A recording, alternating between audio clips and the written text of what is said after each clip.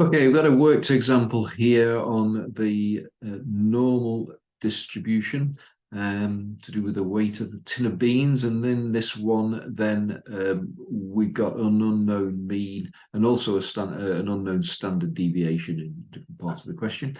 Let's have a quick look at the first part of this to give us an idea. The weight in grams of beans in a tin is normally distributed with mean mu and standard deviation 7.8. Given that 10% of tins contain less than 200 grams, find the value of mu first of all. So let me just say, I've said this in other videos as well.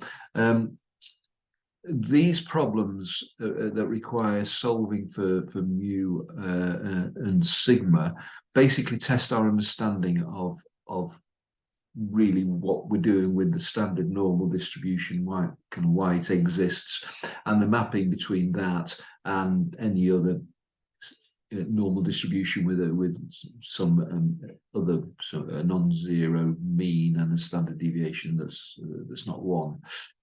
So the thing nowadays is with the calculators being as they are, we can stick means and standard deviations in and calculate probabilities, work back from the probabilities back to the values of the random variables. That's all very straightforward. However, knowing about the standard normal is an important skill, and the way that this is effectively being tested is by asking you to work out means or standard deviations or both. So the basic idea is what we have to do is work back from the area come probability to the random variable value. But we can only do this in the first place with the standard normal because the inverse normal function on the calculator needs the mean and the standard deviation. And if we don't know it, we can't put it in. So if we find the z value, the z is the random variable name that we tend to use for the normal distribution. Find the z value that goes with the area using the inverse function, and then use the z to x mapping, which gives us this. And then this will form an equation in the mean or standard deviation, whichever we're trying to find out, and then we can solve for the missing value. All right, if you need to find both, then you'll need two boundary conditions. That's sort of two area stroke x value pairs, and solve those simultaneously. That's not actually a feature of this particular problem. We're looking separately at the first of all the mean, and then the second part, as we'll get to, is actually about the standard deviation. Okay, so just go back to this. Given that 10% of the tins contain less than 200 grams, find the value of mu. So let's have a look at this. So that 10% value there, if we're going to actually, if we look at a standard normal curve, the z value that corresponds to this, so such that the probability that the random variable is less than or equal to this value, well, we can kind of see it there, marked it on more or less in the right place.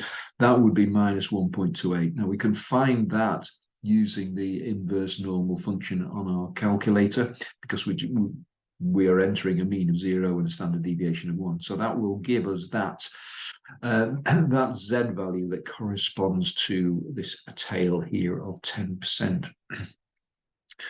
So that's what the z value is equal to. But of course, the z value, using our little conversion thing written up here, is we can use this conversion because we know they've told us it's 200. So that's the, what would you say, the x value.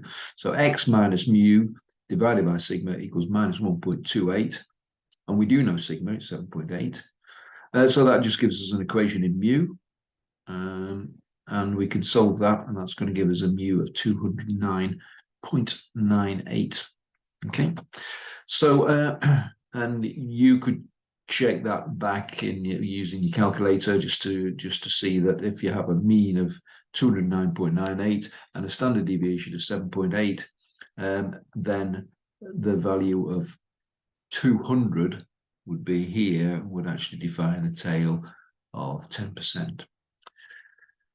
Part B, the percentage of tins that contain more than 225 grams of beans. Well, now we're just applying what we've known. We know that it's a normal distribution with this mean and this variance standard deviation. And so we're just going to pop these into our calculator and find the probability that X is greater than 225. So we'll use a lower value of 225 and an upper value of 4 nines or something like that, and that's going to give us this this probability, which is 0.027 to 3 decimal places. A little graphic there just to illustrate the bit of the curve that we're looking at.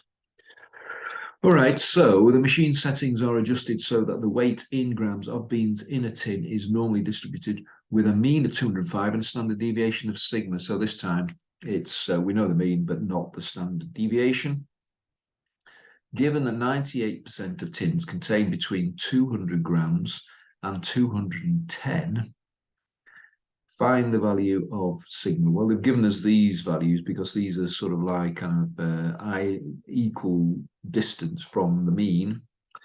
So 98% of tins lie between these two values. So this means that the two tails are actually 1%.